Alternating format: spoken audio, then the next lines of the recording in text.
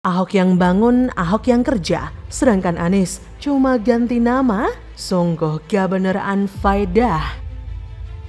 Bulan terakhir inilah saya mencermati betul cara berkomunikasi Bung Anies yang selalu menyebut nama Ahok sebagai seolah-olah negatif. Setiap Pemda DKI dikritik, merefernya kepada Ahok itu sudah sangat berlebihan. Gitu. Sekali dua kali peristiwa mungkin kita bisa memahaminya. Ini masalah yang solusinya memang sangat sederhana. Ganti pergub itu yang cuma satu dokumen, ya daripada ganti ratusan ribu dokumen.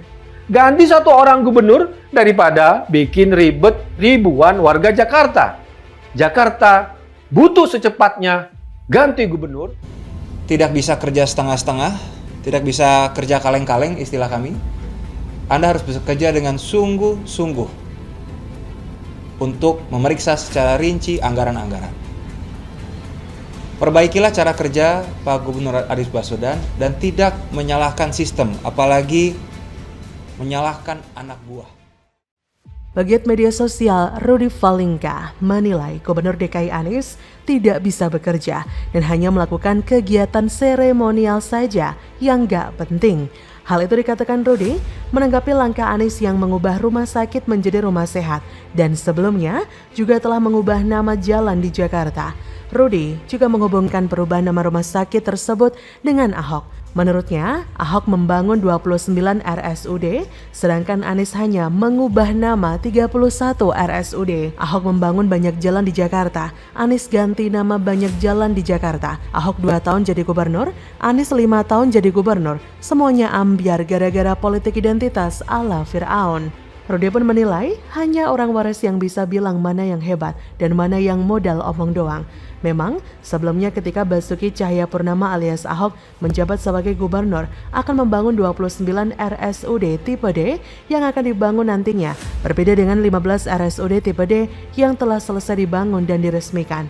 15 RSUD tipe D yang diresmikan tersebut merupakan rumah sakit yang awalnya berwujud puskesmas, namun mendapatkan perbaikan sarana, prasarana, dan penambahan jumlah dokter dari Pemprov DKI Jakarta di masa Ahok. Namun 29 RSUD tipe D yang akan dibangun Ahok tersebut nanti dikatakan berupa sebuah rumah sakit yang benar-benar baru, tanpa pengembangan dari puskesmas yang telah ada sebelumnya. Ahok memiliki target agar setiap kecamatan di DKI Jakarta memiliki RSUD tipe D sendiri di wilayahnya masing-masing. Target tersebut ditentukan untuk memenuhi kebutuhan pelayanan kesehatan warga ibu kota yang dipandang Ahok masih banyak kekurangan sampai dengan saat ia menjabat. Tapi sayang, pembangunan yang direncanakan Ahok sempat terganjal oleh BPK atau KPK yang mencurigai ada kesalahan pembelian lahan kala itu. Tapi toh nyatanya tidak terbuktikan. Dulu kan tata ruang kan dikelompokin, pasar-pasar, rumah sakit, padahal sekarang konsep kita balik. Kalian tadi lihat nggak ada rumah sakit umum kecamatan. Itu konsepnya apa? Hampir semua orang kita kalau sakit, satu keluarga kan ikut sakit nih. Artinya itu ngurusin makanan, ngurus apa. Nah saya pengen orang kalau sakit, ngantar makanannya itu dekat. Kalau dia diopname di kecamatan yang sama, dia bisa masak dari rumah kasih makanan. Sehingga biaya hidup keluarganya itu jadi murah. Coba kalau diopname tempat yang jauh, kamu nggak sanggup. Ngantarinnya, ongkosnya, makanannya. Yang nungguin juga mesti makan di kantin, bonyok. Saya lihat beliau ini hanya ingin yang enak-enaknya saja. Enak-enak itu gimana? Padahal kalau seorang pemimpin itu kan ketika melanjutkan estafet kepemimpinan, dia tidak boleh hanya mau yang enak, yang sakit-sakit, yang rusak-rusak, justru ini yang harus diambil lebih dulu. Mana yang dulunya tidak baik, mana yang rusak, ini yang diambil lebih dulu, kemudian perbaiki. Bukan kemudian ada yang salah, ada yang tidak baik itu nyalain, nuding semua. Ini salah Ahok, ini salah air, ini salah hujan, ini salah sungai. Semua disalahkan, ini yang tidak boleh. Jadi seorang pemimpin mestinya ambil dulu nih yang jelek-jeleknya. Nih yang jelek-jelek ini saya selesaikan. Kalau yang baik-baik ngapain dia omongin, itu kan udah baik aja gitu loh. Jadi saya merpatikan Bang Anies ini terlalu fokus di hal-hal yang mau enak. Ahok mengatakan bila tak ada masalah pembangunan rumah sakit itu, pastinya akan berdampak luas kepada kesehatan masyarakat. Dan sayangnya lagi, Ahok tidak terpilih di Pilkada 2017 karena JKT 58 memenangkan Anies Baswedan. Lalu bagaimana dengan Anies? Anies hanya bisa tampil di panggung DKI seolah-olah menjadi pahlawan dengan mengubah 22 nama jalan di DKI Jakarta. Dengan nama-nama tokoh Betawi, Anies mengekspos dirinya untuk tampil di depan tanpa berbuat apa-apa di tengah warga DKI. Dia hanya bisa melakukan penjenamaan rumah sakit umum daerah menjadi rumah sehat untuk Jakarta. Memang Anies kerjanya cuma bisa membuat terobosan kebijakan anfaedah, hanya memboroskan anggaran DKI Jakarta. Sementara kasus kemiskinan di masyarakat DKI kian naik, banjir dan polusi menjadi momok yang mengerikan di Jakarta, namun tidak digubris sama sekali oleh Pemprov DKI. Heran, kok tidak malu gitu ya? Itulah bedanya Ahok dengan Anies, bagai langit dan bumi. Satunya tunduk aturan, satunya modal santun seiman. Ternyata banyak menyusahkan. Branding rumah sakit di Jakarta sebagai rumah sehat tidak perlu dengan kehebohan mengganti nama RSUD menjadi RSUJ. Beberapa langkah yang saya usulkan dalam artikel ini rasanya lebih penting untuk bisa mencapai branding itu. Selain itu langkah-langkah yang tadi lebih berguna dan lebih terasa bagi masyarakat Jakarta daripada dengan mengganti nama. Kalau memang serius ingin menggarap branding rumah sehat ini, anggaran pun harus disediakan. Anggaran belanja DKI Jakarta kan besar ya, maka pasti bisalah memenuhi hal itu asalkan digunakan dengan benar daripada anggaran digunakan untuk membangun monumen yang gak jelas atau gonta-ganti nama yang tak berguna. Itu menurut saya. Kalau menurut Gubernur DKI dan jajarannya mungkin lain. Kalau menurut Anda bagaimana? Mungkin ada usulan lain agar brandingnya berhasil? Ya begitulah mimpi Indonesia dalam mendirikan rumah sakit kanker, rumah sakit yang memadai di setiap kecamatan di Indonesia, kandas di tangan Gubernur yang haus kekuasaan yang lebih memilih untuk bermulut banyak ketimbang bekerja banyak. Jadi bagaimana menurut Anda?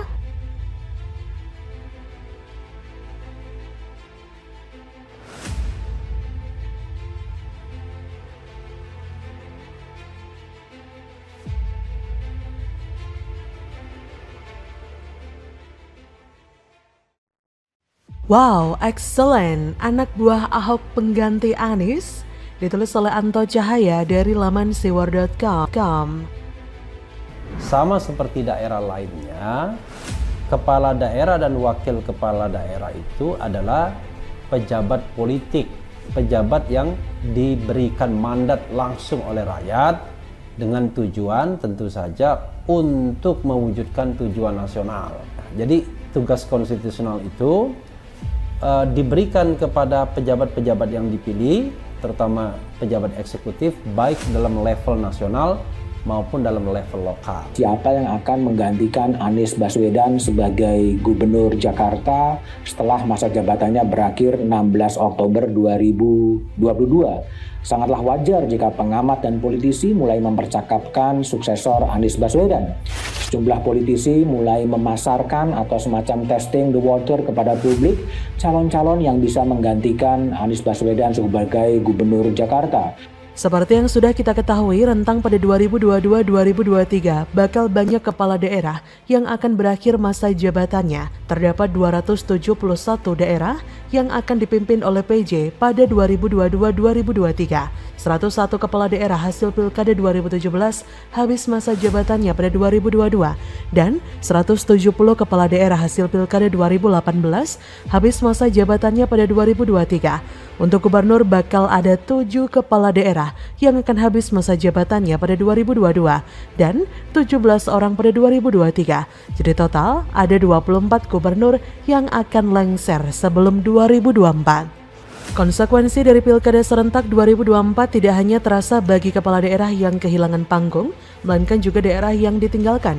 Menurut Mendagri Tito Karnavian, untuk kepala daerah yang masa jabatannya habis pada 2022-2023, maka Presiden Joko Widodo yang akan menunjuk penjabat PJ Gubernur pada 2022 dan 2023. Berbeda dengan PLT ataupun PLH, PJ disebut memiliki kewenangan penuh sesuai dengan aturan di Undang-Undang Pemilu dan Undang-Undang Pilkada. Nah, dari sekian banyaknya jabatan yang bakal diisi oleh PJ pengganti sudah barang tentu yang menarik salah satunya di Pemprov DKI Jakarta. Pasalnya, pada Oktober 2022, masa jabatan Anies sebagai gubernur akan berakhir. Maka dengan demikian akan digantikan oleh PJ Gubernur DKI Jakarta, pengganti Anies Baswedan. Saya sangat tertarik dengan pesan epik yang hendak disampaikan Presiden Jokowi melalui penjabat atau PJ Gubernur DKI Jakarta pengganti Anies nanti. DKI Jakarta memang wilayah yang seksi untuk dikelitik. Saat ini sedang santer rumor yang berkembang bahwa mantan anak buah Ahok yang digadang-gadang menggantikan Anies. Jika benar, maka ini bisa menjadi hantaman yang sangat telak tapi halus, terutama bagi para pendukung Anies saat Pilkada DKI Jakarta 2017 silam.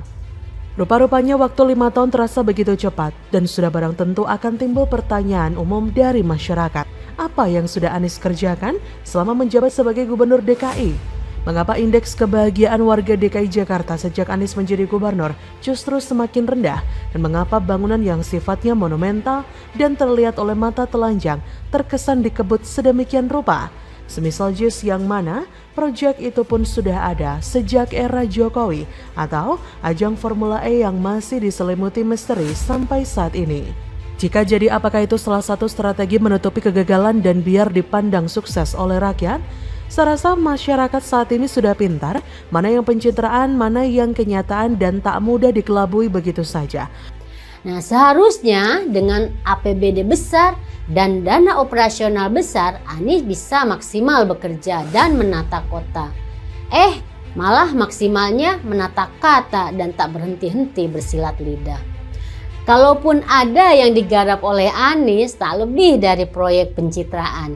Yang diubek-ubek pastinya jalur Sudirman Tamrin, mulai dari trotoar, patung bambu, patung batu, patung sepatu, penyeberangan orang, yang sebenarnya kawasan itu memang sudah indah dan bagus dari dulu. Mungkin dari 330 triliun itu produk terbaiknya Bapak Anies mungkin cuma Stadion JIS aja yang kalau nggak salah membutuhkan biaya sekitar 4,8 triliun, tapi itu pun tidak menyentuh masalah substansial DKI Jakarta yang ada 5 tersebut. Jadi menurut kita masa pemimpinan Bapak Anies dengan 330-an triliun ini adalah masa yang sia-sia.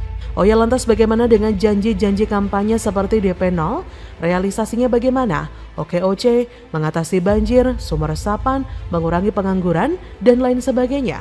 Kiranya terlalu banyak problem di DKI Jakarta yang belum terselesaikan sepanjang 5 tahun Anies menjabat. Maka tidak keliru jika kemudian figur yang digadang-gadang penjabat Gubernur DKI Jakarta pengganti Anies nanti adalah orang yang mumpuni di bidangnya dan dulu anak buah Ahok saat masih menjabat sebagai gubernur. Dan orang tersebut adalah Heru Budi Hartono, Kepala Sekretariat Presiden Kasatpres.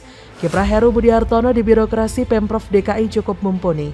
Jabatan terakhirnya di DKI Jakarta adalah Kepala Badan Pengelola Keuangan Aset Daerah DKI 2015-2017. Sebelumnya, ia menjabat sebagai Wali Kota Jakarta Utara tahun 2014. Berikut profil Heru Budi Hartono. Staf khusus Wali Kota Jakarta Utara 93, Staf Bagian Penyusunan Program Kota Jakarta Utara 95, Kasubag Pengendalian Pelaporan Kota Jakarta Utara 99, Kasubag Sarana dan Prasarana Kota Jakut 2002.